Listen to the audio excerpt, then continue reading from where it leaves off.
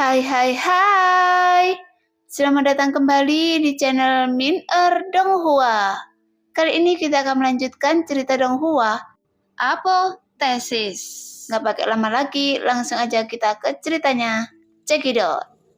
Karena keberadaan Xiuye, ras lain tidak memiliki peluang di Menara Dosa. Bahkan jika individu dari klan Yoye secara alami kuat, klan iblis mampu mengalahkan klan Yoye sampai Liu Yu muncul. Namun sebenarnya kemunduran klan iblis di Menara Dosa disebabkan oleh Xiuye. Karena tidak lama kemudian Xiuye tiba-tiba menghilang. Bahkan tidak ada yang tahu apakah Xiuye sudah mati atau masih hidup. Lagi pula dia menghilang secara misterius di Menara Dosa, sehingga tidak ada yang tahu di mana Xiuye berada.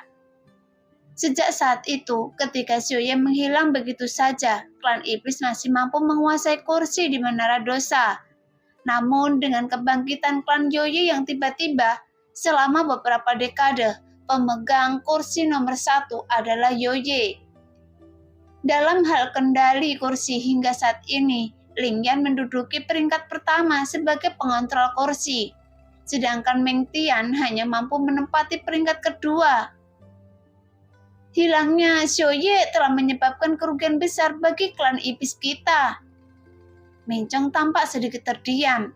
Jika Xiuye tidak menghilang, mustahil bagi klan Yoye untuk menekan klan iblis sekarang. Yonluo berkata dengan tenang. Tidakkah Anda merasa aneh kalau Xiuye menghilang?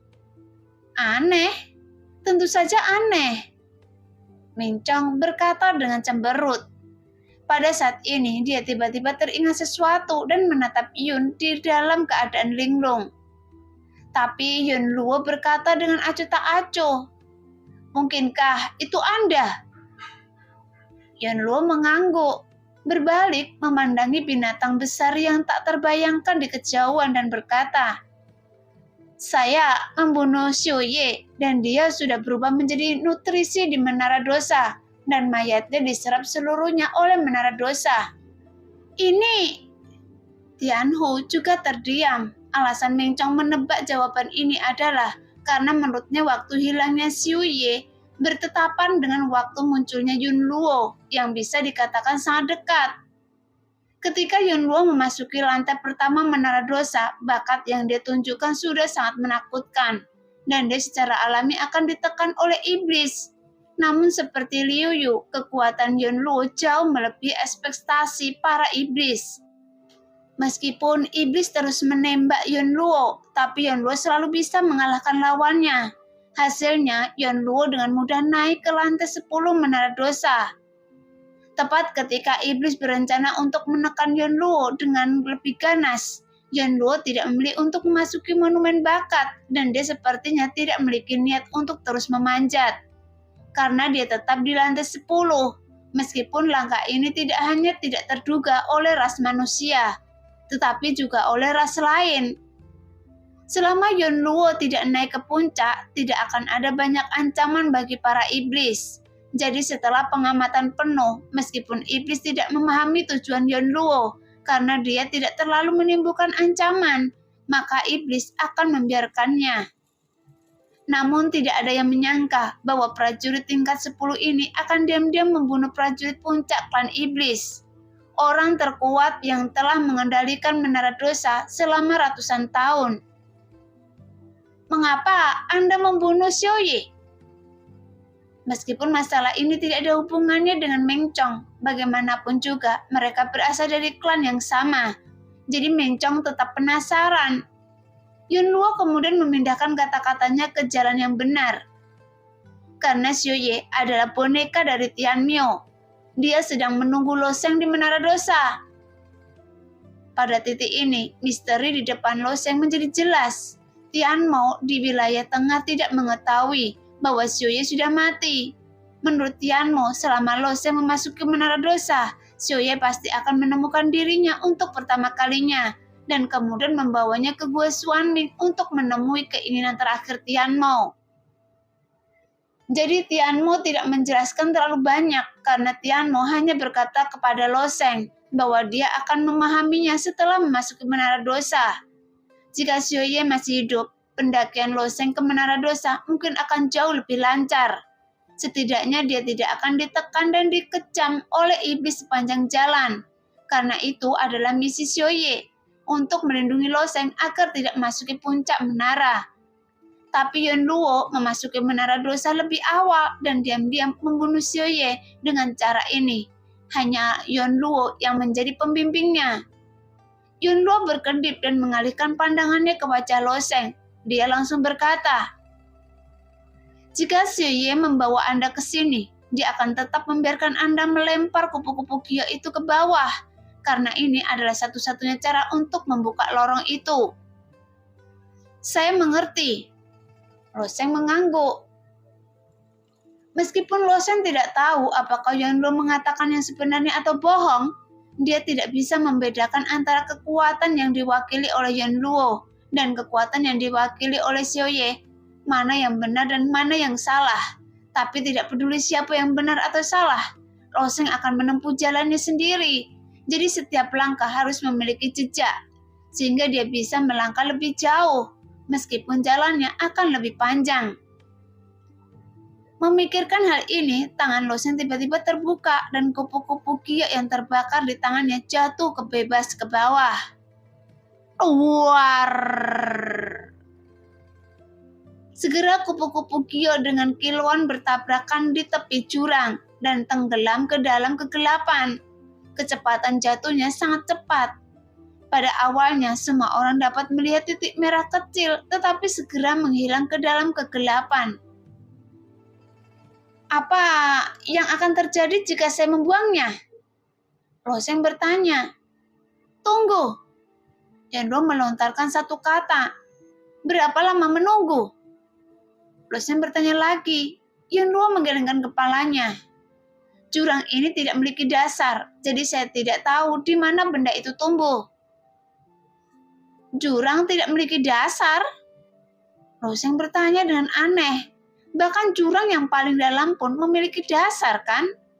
Tidak peduli seberapa dalam jurang itu, pasti ada batasnya.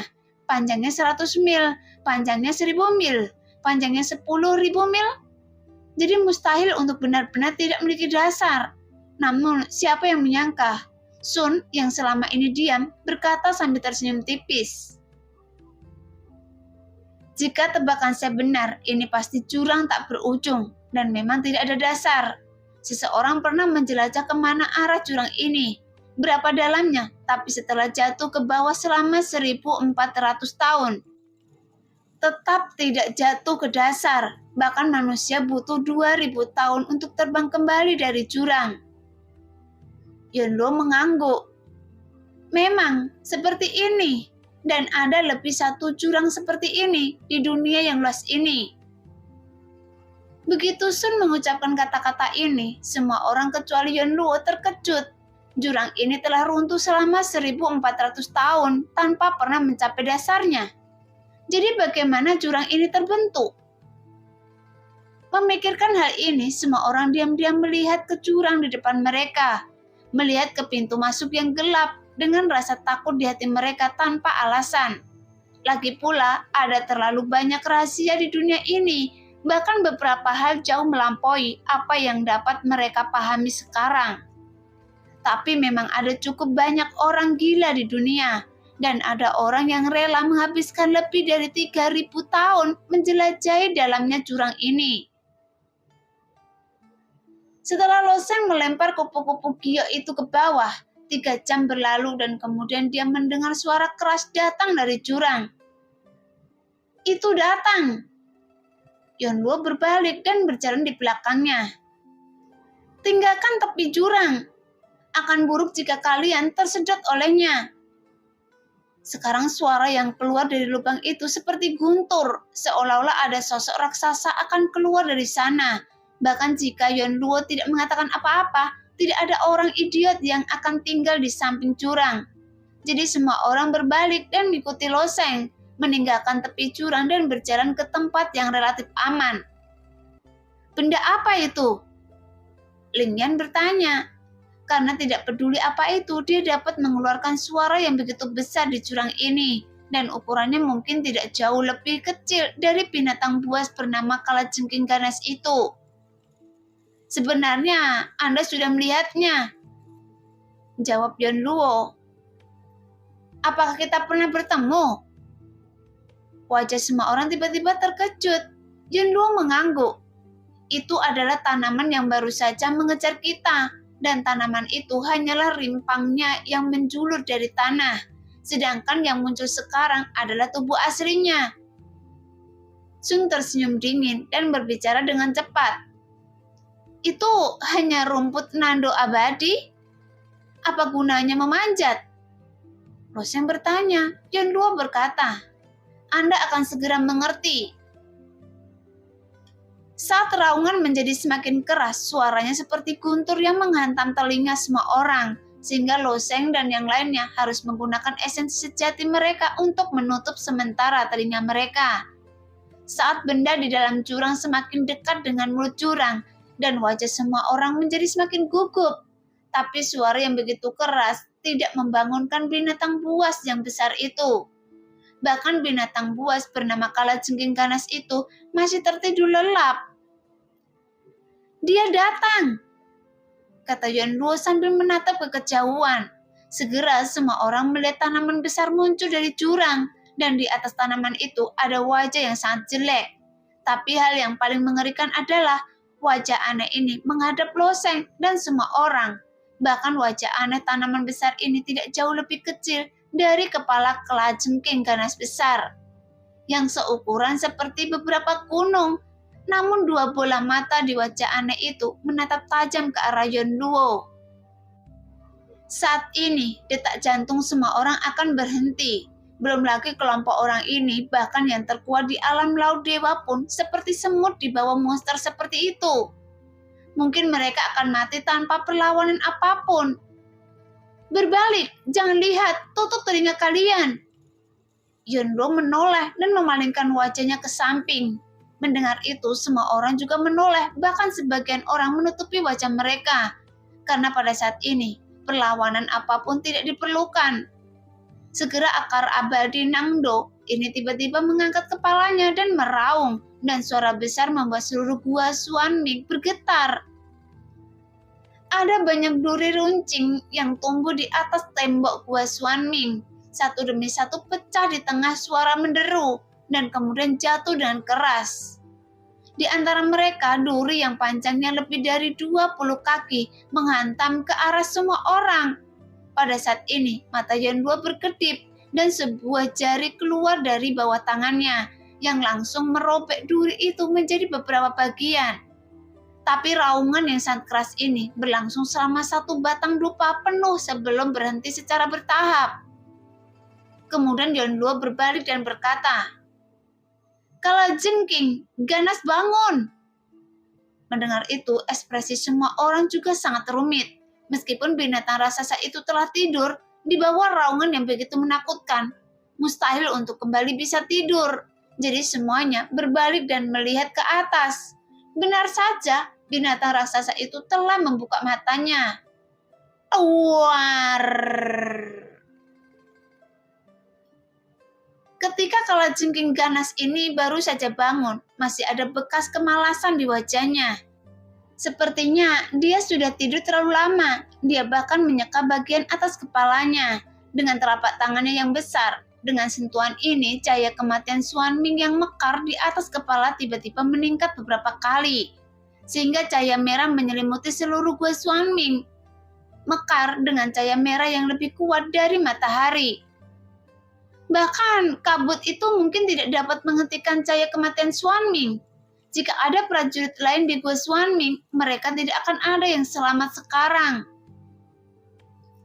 Ling Yan menundukkan kepalanya dan berkata, "Untungnya karena ada gelombang kekacauan, sebagian besar prajurit seharusnya kembali ke Menara Dosa, dan hanya sejumlah kecil prajurit yang memanfaatkan gelombang kekacauan untuk mendapatkan peluang lebih besar.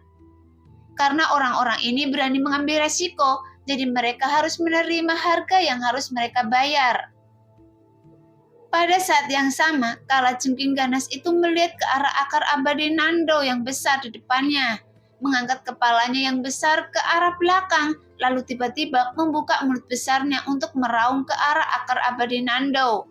Sehingga ekspresi Yanluo berubah dan dia tiba-tiba berkata kepada Loseng, "Cepat, buat lubang besar."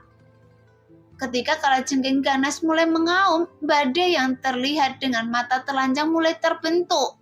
Tapi karena jurang ini sangat besar, badai yang sangat besar itu juga masih membutuhkan waktu tertentu untuk reda. Jadi begitu Yanluo selesai berbicara, Loseng dan Mencong memimpin. Sekarang Loseng menggunakan semua kekuatannya. Setelah dia mengambil tindakan, dia langsung mengaktifkan kekuatan sisik naga. Bahkan Mencong juga putus asa karena tidak peduli betapa kuatnya badai yang dihasilkan di bawah raungan ini. Tidak masalah jika tersapu oleh badai ini. Tapi masalahnya adalah dia akan meninggalkan Loseng dan akan sangat tragis jika ditembak mati oleh cahaya kematian Xuanming di atas kepala kalajengking ganas. Di bawah pemompoman keduanya, sebuah lubang besar setinggi 10 kaki tiba-tiba terbuka di bawah kaki semua orang. Tapi tidak ada yang banyak berpikir pada saat itu dan melompat turun hampir secara bersamaan.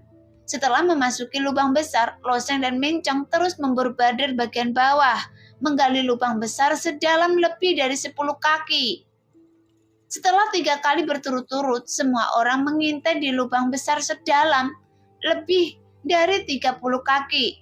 Tepat ketika semua orang berdiri kokoh di dasar lubang, dan sebelum mereka sempat mengambil nafas, mereka mendengar deru angin di atas kepala mereka, sehingga sebagian angin yang tertiup masuk langsung menerpa wajah semua orang.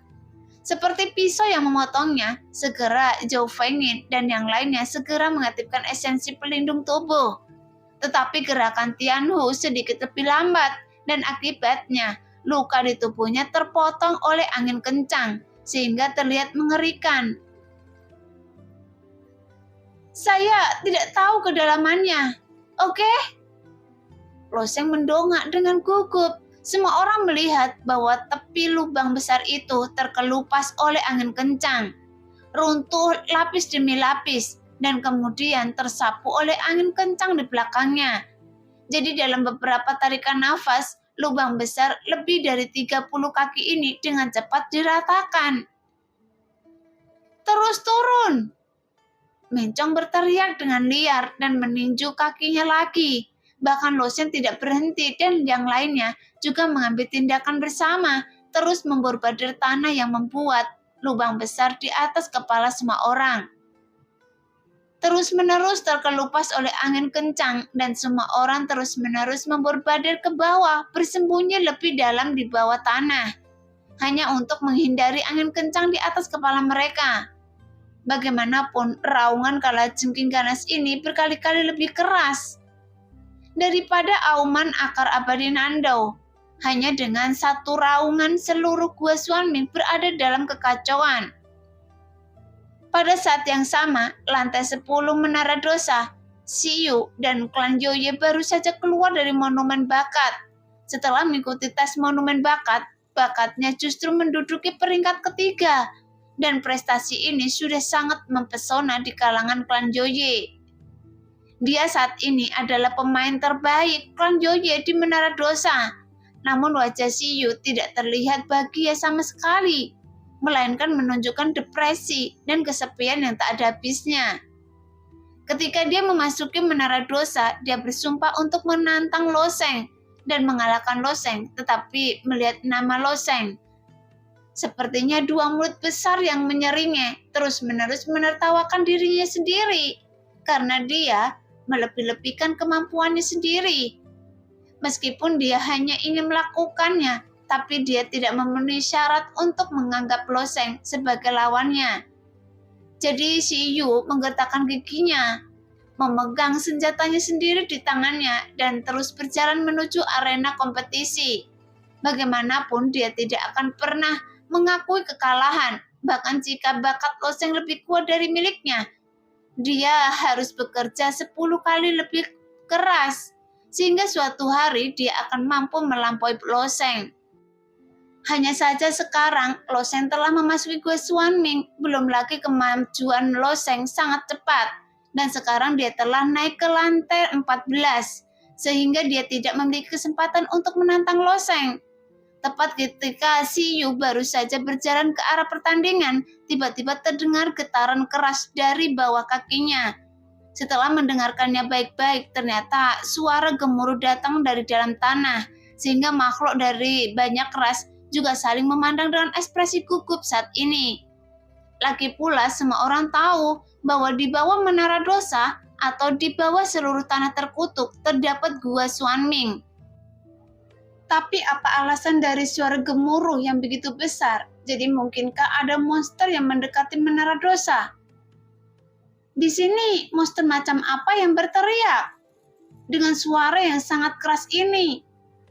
Mereka yang memasuki gua Xuanming kali ini akan mendapat masalah. Sepertinya ada sesuatu yang tidak normal di gua Xuanming lagi. Anda tidak tahu kali ini gelombang kekacauan pecah. Sebagian besar ahli perang puncak telah kembali dan hanya sejumlah kecil orang di antara mereka yang masih di dalam. Saya mendengar bahwa Loseng tidak kembali dan Ling Yang dan Klan Yoye juga tidak kembali. Sepertinya mereka akan mati kali ini. Pada saat terowongan keras itu berlangsung lama dan seluruh menara dosa terus-menerus bergetar. Faktanya bukan hanya menara dosa yang merasakan raungan ini, karena suara tersebut juga terdengar di seluruh tanah terkutuk. Dan 1 jam kemudian, raungan dahsyat itu bahkan menyebar ke seluruh benua naga laut. Pada saat ini di tanah suci Tianyu, di puncak pohon suci besar, Liu Yu berpakaian ungu berdiri di puncak pohon. Sekarang telinga runcingnya benar-benar tegak, dan ketika raungan keras menyebar dari dalam tanah, seluruh pohon suci klan Yoye mulai bergetar terus-menerus. Karena pohon suci ini memiliki jiwa, dan dengan gelisah mengungkapkan ketakutannya kepada Liu Yu. Pada saat ini, yang membuat semua makhluk di tanah suci klan Yoye panik, seolah-olah akhir akan segera tiba. Jangan takut! Liu Yu dengan lembut menyentuh puncak pohon suci dan berkomunikasi dengan pohon suci untuk menenangkan kegelisahan di jantung pohon suci. Tidak hanya tanah suci Tianyu, tanah suci hati ungu ras manusia, tanah suci iblis kembar klan iblis, tanah suci alam abadi klan malam, dan juga semua makhluk di tanah suci ras utama. Bahkan semuanya tenggelam dalam kegelisahan dan ketakutan. Setelah selama 2 hari penuh, Loseng dan Mencong terus-menerus mengedor tanah, menggali lubang besar sedalam 200 kaki, sehingga batu dan tanah yang jatuh dari kepala mereka hampir mengubur semua orang di dalamnya. Namun, meski bersembunyi di lubang yang begitu dalam, tetap tidak meredakan kegelisahan di hati setiap orang, karena suara menderu itu terlalu berlebihan. Setelah sekian lama, suara gemuruh berangsur-angsur menghilang, dan karena jarak yang jauh, angin kencang di atas kepala berlanjut beberapa saat sebelum berangsur-angsur menghilang. Pada saat ini, semua orang mengangkat kerikil dan tanah di atas kepala dan berani berjalan keluar perlahan dari lubang itu. Di bawah pencekikan angin kencang, tanah di sekitar seluruh jurang terpotong lebih dari 100 kaki. Meskipun setiap orang menggali lubang sedalam 200 kaki ke bawah, di bawah pencekikan angin kencang, lubang itu berubah menjadi lubang kecil lebih dari 10 kaki saat ini, sehingga jantung orang-orang yang memanjat keluar dari lubang tersebut, lubang kecil masih berdetak kencang. Tak disangka bisa bertahan dari raungan ini, hanya bisa dianggap sebuah berkah, dan ketika semua orang baru saja keluar dari lubang kecil, mereka melihat duel sengit terjadi di atas jurang. Setelah kalajengking ganas itu selesai mengaum, dia berlari langsung menuju akar abadi Nando. Namun akar abadi Nando ini juga sangat ganas. Bahkan dengan raungan yang begitu menakutkan, dia tidak mengalami kerusakan apapun. Sebaliknya, dia berputar setebal gunung. Rimpang mengangkat kepalanya yang sangat jelek dan bergegas menuju kalajengking ganas itu. Tuar! Kalajengking ganas itu tampak besar dan jujur, tetapi gerakannya ternyata sangat lincah. Saat akar abadi Nando menjulurkan kepalanya, kalajengking ganas itu menampar akar abadi Nando tepat di kepalanya, yang menyebabkan suara tamparan ini seperti ratusan guntur yang meledak secara bersamaan. Adapun Loseng dan yang lainnya hanya dapat menutup telinga mereka untuk sementara waktu. Jika tidak, tamparan ini pasti akan membuat mereka tuli. Segera akar abadi Nando yang ditampar meraung, menoleh dan terus bergegas menuju kalajengking ganas dan menekannya. Kemudian tamparan lainnya keluar. Jika tamparan ini dilakukan di benua naga laut, itu mungkin akan menghancurkan seluruh pegunungan besar menjadi berkeping-keping. Setelah beberapa tamparan berturut-turut, akar abadi Nando yang sangat ganas akhirnya menunjukkan kelelahannya, karena sepertinya dia bukan tandingan kalajengking ganas ini. Sun melirik Loseng tetapi mengirim pesan kepadanya. Akar abadi Nando ini sebenarnya hanya sebuah sayuran. Sayuran? Loseng menatap pertarungan antara binatang raksasa dan bertanya dengan kosong. Iya, sayuran untuk memberi makan binatang super. Jika Anda tidak percaya pada saya, tanyakan pada naga hijau di benak Anda. Tiba-tiba Sun berkata sambil tersenyum. Mendengar itu, Loseng memang sedikit penasaran, jadi dia langsung bertanya. Qinglong, apakah ini benar? Jangan dengarkan omong kosongnya. Saya telah hidup tanpa gandum selama bertahun-tahun. Qinglong tidak mau mengakuinya. Bagaimana dengan sebelumnya? Setelah mendengar kata-kata Qinglong, Loseng tiba-tiba bertanya sambil tersenyum. Saya tidak memakan ini sebelum makan nasi. Qinglong menyangkal sambil tersenyum. Alam naga sejati kita kaya akan produk, dan akar abadi Nando tentu saja merupakan tonik yang hebat. Tapi rasanya hanya bisa dicicipi oleh binatang buas seperti kalajengking ganas. Jika Anda bisa menahannya, bagaimana klan naga sejati bisa menelan benda jelek seperti itu? Faktanya, Sun benar. Ukuran binatang dewa itu tidak buruk. Dan makhluk biasa binatang dewa lebih baik daripada boneka naga yang dilihat Loseng sebelumnya. Karena ukurannya tidak jauh lebih besar dan binatang mitos bisa sebesar benua. Sehingga jumlah makanan yang dibutuhkan binatang super ini untuk tumbuh juga sangat luar biasa. Meskipun monster super mistis dapat menangkap monster super mistis lainnya sebagai makanannya di antara banyak dunia besar, monster super mistik hanyalah minoritas. Belum lagi monster super mistis lainnya, mereka juga tidak lemah dalam hal kekuatannya. Meskipun semua monster super mistis berada di puncak rantai makanan. Namun di antara mereka, sebelumnya mereka tumbuh sulit untuk menemukan makanan yang cukup. Oleh karena itu, sebagian besar binatang super pada dasarnya tumbuh dengan pola makanan vegetarian. Jadi akar abadi Nando yang besar seperti ini adalah salah satu makanan bagi binatang buas besar ini.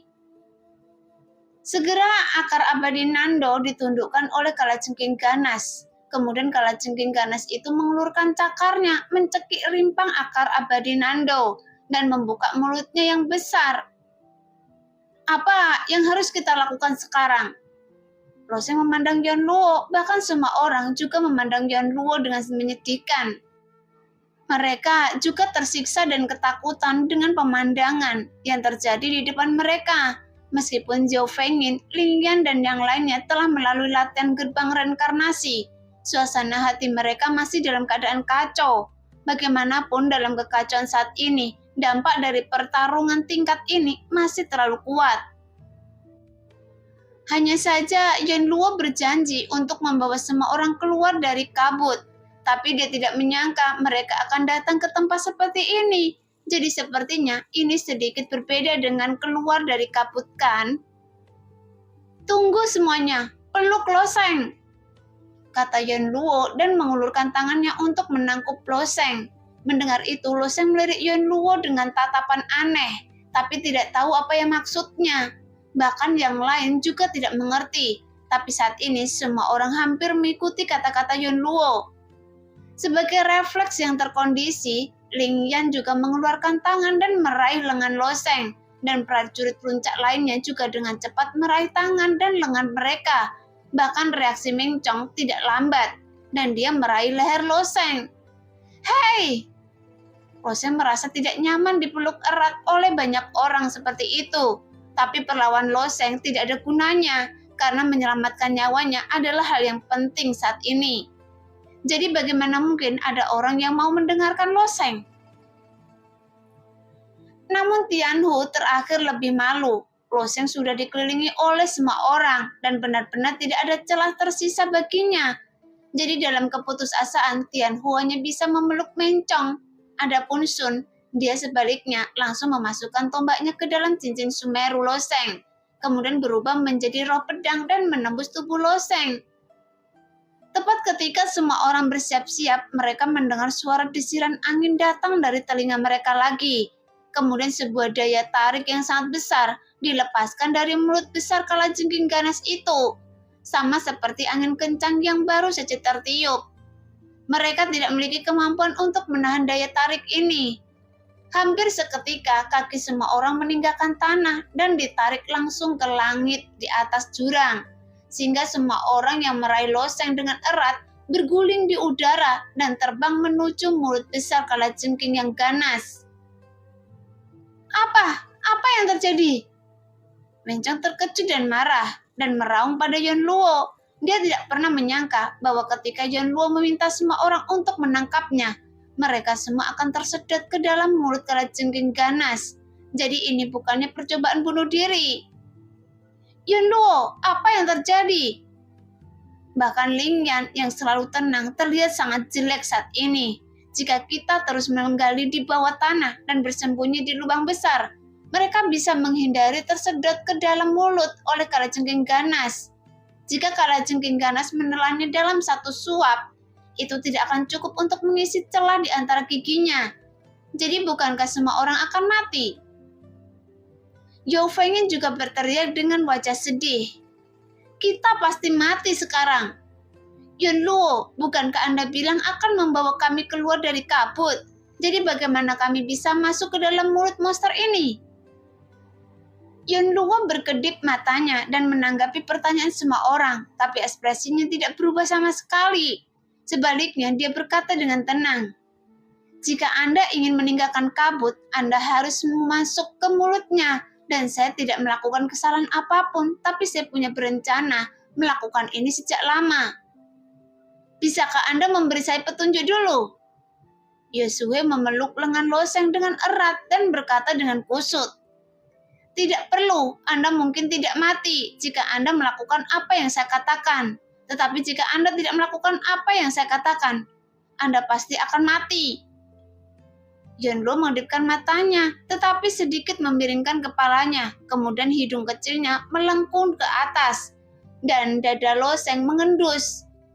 Saat ini dia benar-benar punya waktu untuk mencium bau tubuh Loseng, tapi hanya Loseng yang berkata sambil tersenyum masam, "Saya berkata, bisakah kalian lebih lembut, tulang saya akan hancur." Tapi bagaimana orang bisa mendengarkan Loseng? Selama dia melepaskannya, dia akan ditembak mati oleh cahaya kematian Xuanming. Lagi pula ini masalah hidup dan mati. Jadi secara alami mereka akan memegang erat Loseng dan semua orang terus-menerus menari dan berputar dari langit di atas jurang. Tersedot langsung ke dalam mulut besar kalajengking yang ganas. Bahkan akar abadi Nando tersedot ke dalam mulut besar sepotong demi sepotong. Di bawah bukaan mulut kalajengking yang ganas, mungkin bagi akar abadi Nando, mulut besar kalajengking ganas bisa disebut mulut. Namun bagi Loseng dan yang lainnya, mulut besar kalajengking ganas itu seperti gua super raksasa. Dengan ketinggian puluhan ribu kaki, jika 10 gunung ditempatkan berdampingan secara bersamaan, itu juga bisa dimasukkan ke dalam mulut kalajengking ganas ini. Jadi bagi kalajengking ganas, Loseng dan lainnya bahkan bukan dianggap sebagai semut atau bahkan debu. Dalam pandangan kalajengking ganas, saya khawatir Loseng dan yang lainnya tidak ada sama sekali. Segera beberapa batu besar yang panjangnya mencapai 1 kaki juga tersedot oleh kalajengking yang ganas. Beberapa batu tersebut langsung mengenai Loseng dan lainnya. Namun sebelum batu tersebut mengenai mereka, segera itu langsung dihancurkan oleh Yon Luo dengan cahaya jari. Setelah terbang di atas jurang untuk sementara waktu, semua orang memasuki jangkauan mulut kalajengking ganas, sama seperti semua orang memasuki mulut besar.